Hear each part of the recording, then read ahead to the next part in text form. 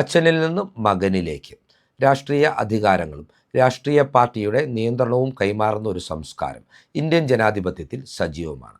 ഇതിനെയാണ് നമ്മൾ കുടുംബാധിപത്യ രാഷ്ട്രീയമെന്ന് പലപ്പോഴും വിശേഷിപ്പിക്കാറുള്ളത്. കേരളത്തിൻ്റെ രാഷ്ട്രീയ സാഹചര്യങ്ങളിലേക്ക് കടന്നു വരുമ്പോൾ ഇത്തരമൊരു പ്രവണത ഏറ്റവും കൂടുതൽ പ്രകടമാക്കുന്നത് വിവിധങ്ങളായ കേരള കോൺഗ്രസ് ഗ്രൂപ്പുകൾ തന്നെയാണ്. കെ എം മാണിയുടെ മകൻ ജോസ് കെ മാണിയും ആർ ബാലകൃഷ്ണപിള്ളയുടെ മകൻ കെ ബി ഗണേഷ് കുമാറും ടി എൻ ജേക്കബിൻ്റെ മകൻ അനൂപ് ജേക്കബുമെല്ലാം ഇപ്പോൾ അവരവരുടെ പാർട്ടികളിൽ ചെയർമാൻ പദവി അലങ്കരിക്കുന്നതിൻ്റെ കാരണവും മറ്റൊന്നുമല്ല. അതുപോലെ തന്നെ കേരള കോൺഗ്രസ് പാർട്ടിയുടെ രൂപീകരണത്തിന് വഴിവെച്ചത് പി ടി ചാക്കോയുടെ മരണമായിരുന്നു. പി ടി ചാക്കോയുടെ മകനായ പി സി തോമസ് പിന്നീട് കേരള കോൺഗ്രസ് രാഷ്ട്രീയത്തിലൂടെ പൊതുരംഗത്തേക്ക് കടന്നു വരികയും 2 പതിറ്റാണ്ടിലധികം കാലം എം പി എന്ന നിലയിൽ പ്രവർത്തന മികവ് പ്രകടിപ്പിക്കുകയും ചെയ്തിട്ടുള്ള വ്യക്തിത്വമാണ്. ഒരു വട്ടം NDA മന്ത്രിസഭയിൽ, വാജ്പേയി മന്ത്രിസഭയിൽ കേന്ദ്രമന്ത്രി പദവി അലങ്കരിക്കുവാനുള്ള ഭാഗ്യവും അദ്ദേഹത്തിന് ലഭിച്ചു.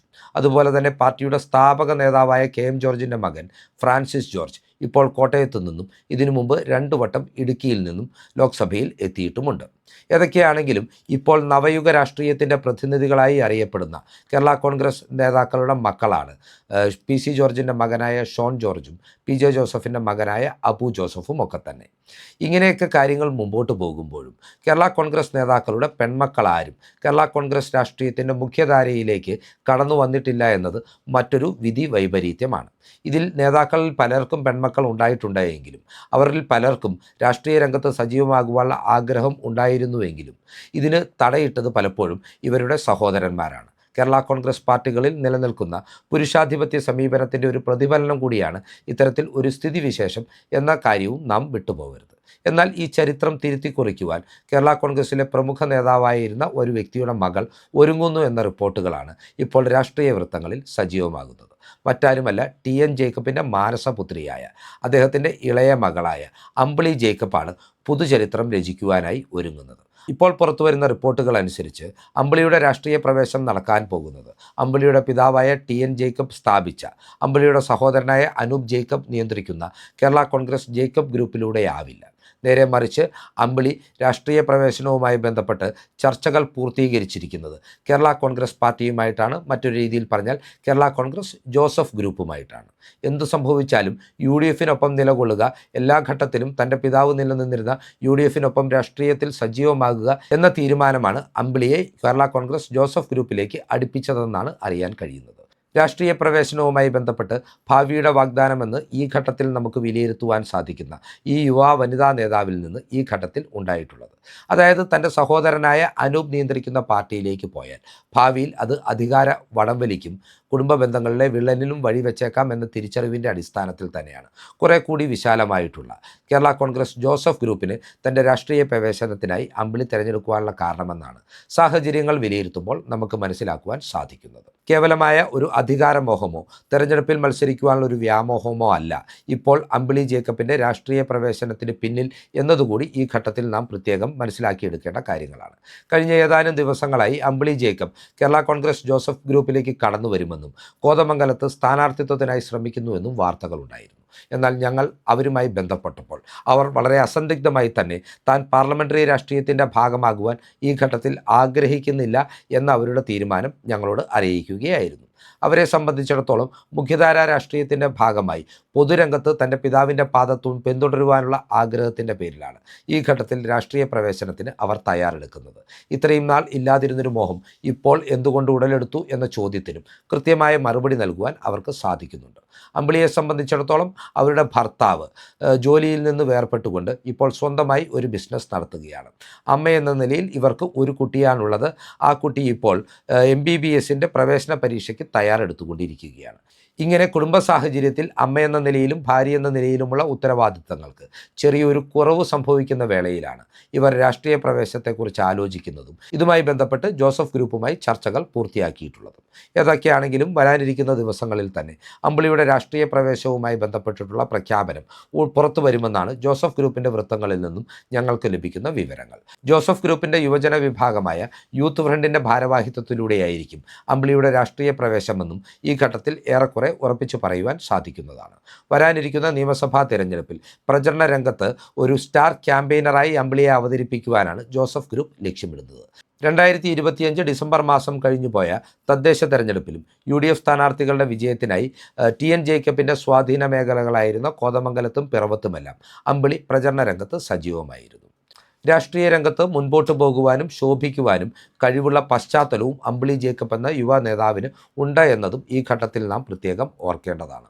നമുക്കെല്ലാവർക്കും അറിയാവുന്നതുപോലെ തന്നെ TN ജേക്കബ് എന്ന ജനനേതാവ് കേരളം കണ്ടിട്ടുള്ളതിൽ വെച്ച് ഏറ്റവും മികച്ച ഒരു നിയമസഭാ സാമാജികനായിരുന്നു.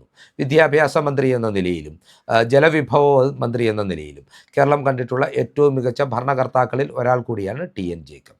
TN ജേക്കബിൻ്റെ കാലത്താണ് ഈ സംസ്ഥാനത്തിന് ആദ്യമായി ഒരു ജലനയം രൂപീകരിക്കപ്പെട്ടതെന്നും TN ജേക്കബിൻ്റെ കാലഘട്ടത്തിലാണ് പ്രീ ഡിഗ്രി ബോർഡ് രൂപീകരിച്ചുകൊണ്ട് വിദ്യാഭ്യാസ രംഗത്ത് +2 നടപ്പാക്കുവാനുള്ള തീരുമാനങ്ങൾ ആദ്യമായി കൈക്കൊണ്ടതെന്നും ഈ ഘട്ടത്തിൽ നാം ഓർത്തിരിക്കേണ്ട വസ്തുതയാണ്.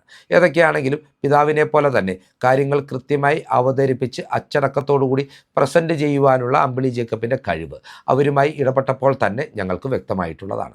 അമ്പിളി ജേക്കബിൻ്റെ വിദ്യാഭ്യാസ പശ്ചാത്തലത്തെക്കുറിച്ച് പറയുമ്പോൾ മാർ ഇവാനിയോസ് കോളേജിൽ നിന്ന് BCom പൂർത്തിയാക്കിയ ശേഷം പ്രശസ്തമായ TKM കോളേജിൽ നിന്ന് ഇവർ MBA ബിരുദം നേടിയിട്ടുണ്ട്. അതിനുശേഷം ഇൻഫോ പാർക്കിൽ കിൻഫ്ര പോലുള്ള സ്ഥാപനങ്ങളുടെ അസിസ്റ്റൻറ്റ് മാനേജറായി പ്രവർത്തിച്ചു വരുന്ന സമയത്ത് തന്നെ തിരുവനന്തപുരം ലോ അക്കാഡമിയിൽ നിന്ന് ഈവനിംഗ് ബാച്ചിൽ LLB മുഴുവൻ സമയ ബിരുദം പൂർത്തിയാക്കുവാനും എൻറോൾമെൻറ്റ് നടത്തുവാനും അമ്പിളിക്ക് സാധിച്ചു. പിന്നീട് കുറച്ചു കാലം പ്രാക്ടീസ് ചെയ്ത ഇവർ അതിനുശേഷം ഒരു ചെറിയ ഇളവേട എടുക്കുകയും ഇപ്പോൾ വീണ്ടും ഒരു ലോ ഫേമിൻ്റെ ഭാഗമായി പ്രവർത്തനങ്ങൾ പുനരാരംഭിക്കുകയും ചെയ്തിട്ടുണ്ട്. ഇതുകൂടാതെ സാമൂഹ്യ രംഗത്തും അമ്പിളി ജേക്കബ് ഒരു സജീവ സാന്നിധ്യമാണ്. ഇപ്പോൾ തിരുവനന്തപുരത്ത് താമസമാക്കിയിരിക്കുന്ന അമ്പിളി ജേക്കബ് സ്വസ്തി ഫൗണ്ടേഷൻ എന്ന NGOയുമായി ചേർന്നാണ് സാമൂഹ്യ പ്രവർത്തനങ്ങൾക്ക് മുന്നിട്ടിറങ്ങിയിട്ടുള്ളത്. എബി ജോർജ് എന്ന വ്യക്തി രൂപം കൊടുത്തിട്ടുള്ള സ്വസ്തി ഫൗണ്ടേഷൻ്റെ പേട്രൺ എന്ന് പറയുന്നത് ഗൗരി ലക്ഷ്മിഭായ് തമ്പുരാട്ടിയാണ്. ഇവർ പ്രധാനമായും ക്യാൻസർ അവബോധവുമായി ബന്ധപ്പെട്ടിട്ടുള്ള മേഖലകളിലാണ് പ്രവർത്തനം നടത്തുന്നത്. അമ്പിളിയുടെ ഭർത്താവ് ദേവ് തോമസ് ഇപ്പോൾ കൺസ്ട്രക്ഷൻ ബിസിനസ്സിലാണ് നിലകൊണ്ടിട്ടുള്ളത്. തൻ്റെ രാഷ്ട്രീയ പ്രവേശം യാഥാർത്ഥ്യമാകുകയാണെങ്കിൽ മധ്യ തിരുവിതാംകൂറിൽ TN ജേക്കബിൻ്റെ കർമ്മപദങ്ങളിലൂടെ തന്നെ സജീവമാകുവാനാണ് ഇവർ ആഗ്രഹം പ്രകടിപ്പിച്ചിട്ടുള്ളത്. അമ്പിളി ജേക്കബിൻ്റെ രാഷ്ട്രീയ പ്രവേശം നിലവിലുള്ള രാഷ്ട്രീയ സാഹചര്യത്തിൽ കേരള കോൺഗ്രസ് ജോസഫ് ഗ്രൂപ്പിന് പുത്തൻ ഉണർവ് നൽകും എന്ന കാര്യത്തിൽ തർക്കമില്ല. നമുക്കറിയാം 2029 നടക്കാനിരിക്കുന്ന പാർലമെൻറ്റ് തെരഞ്ഞെടുപ്പോടുകൂടി തന്നെ കേരളത്തിലും ഇന്ത്യയിലും 33% വനിതാ സംവരണം നിയമസഭയിലേക്കും പാർലമെൻറ്റിലേക്കും ഏർപ്പെടുത്തുവാനുള്ള സാധ്യതകൾ സജീവമാണ്. കേന്ദ്ര സർക്കാരിനെ നിയന്ത്രിക്കുന്ന BJP ഇതിനോടകം തന്നെ ഇതുമായി ബന്ധപ്പെട്ട ബിൽ പാർലമെൻറ്റിൽ പാസ്സാക്കിയിട്ടുണ്ട്. 2029 തന്നെ അത് നടപ്പാക്കുമെന്ന് പ്രഖ്യാപിച്ചിട്ടുമുണ്ട്.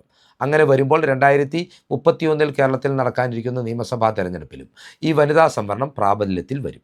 അങ്ങനെ ഒരു സാഹചര്യത്തിൽ കൂടുതൽ ഊർജ്ജസ്വലരായ കഴിവുള്ള അനവധി വനിതാ നേതാക്കളെ ഈ രാജ്യത്തിനും ഈ സംസ്ഥാനത്തിനും ആവശ്യകതയുണ്ട്. അത്തരം കഴിവുകളുള്ള സ്ത്രീകളും യുവതികളും കൂടുതലായി കേരള രാഷ്ട്രീയത്തിൻ്റെ ഭാഗമാകുവാൻ ആഗ്രഹിക്കണമെങ്കിൽ അമ്പിളി ജേക്കബിനെയും അച്ചു ഉമ്മനെയും പോലുള്ള രാഷ്ട്രീയ പശ്ചാത്തലമുള്ള കഴിവുള്ള വനിതകൾ ഈ രാഷ്ട്രീയ നേതൃനിരയിൽ ഉണ്ടാവേണ്ടത് നമ്മുടെ സംസ്ഥാനത്തിൻ്റെ ഒരു ആവശ്യകത കൂടിയാണെന്നും നാം തിരിച്ചറിയേണ്ടിയിരിക്കുന്നു.